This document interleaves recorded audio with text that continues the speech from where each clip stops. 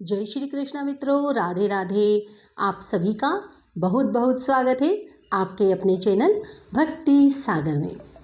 आषाढ़ माह की गुप्त नवरात्रि की आज चतुर्थ तिथि है। भक्त और साधक आज माँ आदिशक्ति के भुवनेश्वरी देवी स्वरूप की पूजा अर्चना व साधना करेंगे।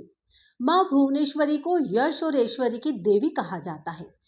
इसी रूप में माँ ने त्रिदेव को दर्शन दिए थे। माँ भुवनेश्वरी को 10 महाविद्याओं में से 4 स्थान प्राप्त हैं। ऐसी पौराणिक मान्यता है कि माँ भुवनेश्वरी ही जगत में समस्त जीवों का पालन पोषण करती है। इसलिए माँ भुवनेश्वरी को जगतधात्री भी कहा गया है। उन्हें 14 भुवनों की स्वामिनी भी माना गया है। माँ भुवनेश्वरी को भगवान शिव की सखी के रूप में जाना जाता है। माँ भुवनेश्वरी का पूजन लाल रंग के पुष्प, नैवेद्य, सिंदूर, चंदन, कुमकुम, फल, रुद्राक्ष की माला इत्यादि से करना चाहिए। तत्पश्चात कथा का वाचन करना चाहिए। आइए सुनते हैं आदिशक्ति माँ के भुवनेश्वरी स्वरूप की पौराणिक कथा। पौराणिक कथा के अनुसार त्रिदेव भगवान ब्रह्मा, विष्णु और रुद्र के बीच जगत की संरचना प्रारंभ करने हेतु मंथन चल रहा था। तभी एक उड़ता हुआ रथ उनके सामने प्रकट हुआ और आकाशवाणी हुई, जिसमें उन्हें रथ में बैठने का आदेश मिला। जैसे ही त्रिदेव रथ में बैठे, यह रथ मन की गति से उड़ने लगा और उन्हें एक कौतूहल भरे स्थान पर लेकर गया। वास्तव में यह स्थान रत्नों का द्वीप था, जिसके चारों तरफ अमृत का सागर और मनमोहक घने वन थे। जैसे ही त्रिदेव रथ से उतरे, वे स्त्री स्वरूप में बदल गए। उन्होंने उस द्वीप का अच्छी तरह मुआयना किया तो वहां उन्हें एक नगर मिला। उस नगर के चारों तरफ सुरक्षा की नोक पड़ती थी और वही नगर की सुरक्षा में उग्र स्वभाव के भैरव, क्षेत्रपाल, मातृका और दिक्पाल व्यस्त थे। जैसे ही वे शहर के अंदर गए, शहर का सौंदर्य और विकास देखकर मंत्रमुग्ध हो गए। अंत में वे शहर के अंदर स्थित मुख्य महल में पहुंचे, जिसका नाम चिंतामणि गृह था। इसकी सुरक्षा योगिनियां कर रही थी। यह नगर श्रीपुर था, माँ देवी भुवनेश्वरी की राजधानी, जो दरअसल मंडी द्वीप की रानी भी थी। जैसे ही त्रिदेव महल के अंदर प्रविष्ट हुए, उन्हें देवी माँ के भुवनेश्वरी स्वरूप के भव्य दर्शन हुए। लाल रंग की निराली छटा लिए माँ की 3 आंखें और 4 हाथ थे।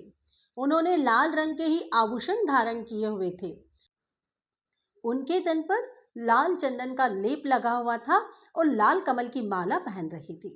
बाएं हाथ में उन्होंने अंकुश और फरसा पकड़ा हुआ था।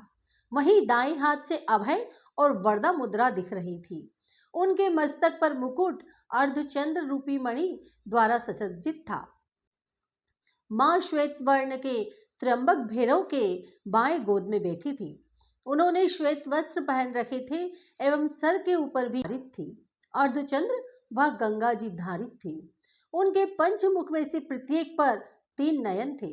उनके 4 हाथ थे, जिसमें वे 2 हस्त में त्रिशूल व फरसा लिए हुए थी, जबकि अन्य 2 हस्त से वरदा और अभय मुद्रा भी प्रदर्शित करते दिख रही थी।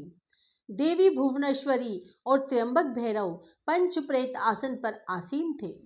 पंच प्रेतासन वह सिंहासन है जिसमें परम शिवा गद्दी के रूप में और 5 पैरों वाली जगह सदाशिव, ईश्वर, रुद्र, विष्णु और ब्रह्मा स्थापित थे।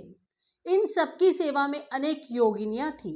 इनमें से कुछ पंखा डोल रही थी, कुछ कपूर डालकर पान के पत्ते समर्पित कर रही थी, कुछ नए शीशे पकड़े हुई थी, कुछ घी, शहद और नारियल पानी समर्पित कर रही थी, कुछ माँ के केशों का श्रृंगार करने के लिए तैयार दिख रही थी, वहीं कुछ माँ के मनोरंजन के लिए नृत्य और गायन में लिप्त थी।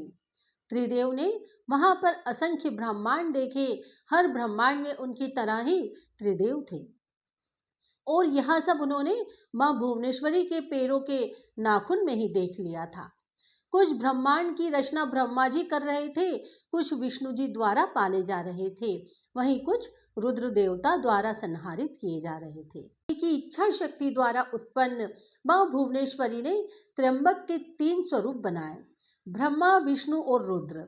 इस तरह त्रिदेव त्र्यंबक के ही 3 स्वरूप हैं। तत्पश्चात देवी माँ भुवनेश्वरी ने अपनी शक्तियां त्रिदेव को प्रदान की। ब्रह्मा जी के लिए सरस्वती, विष्णु जी के लिए देवी लक्ष्मी तथा रुद्र जी के लिए देवी काली को अवतरित किया तथा उन्हें उनकी जगहों पर स्थापित किया। ब्रह्मा और सरस्वती ने मिलकर एक ब्रह्मांड रूपी अंडा बनाया। रुद्र और काली ने इसे तोड़ा, जिससे पंच तत्व उत्पन्न हुए।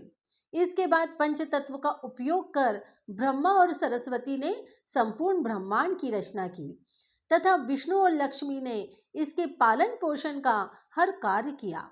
अंत में रुद्र और काली ने ब्रह्मांड की समाप्ति की ताकि सरस्वती और ब्रह्मा पुनर्रचना कर सके। गुप्त नवरात्रि चतुर्थी तिथि माँ भुवनेश्वरी की कथा पूर्ण हुई। धन्यवाद।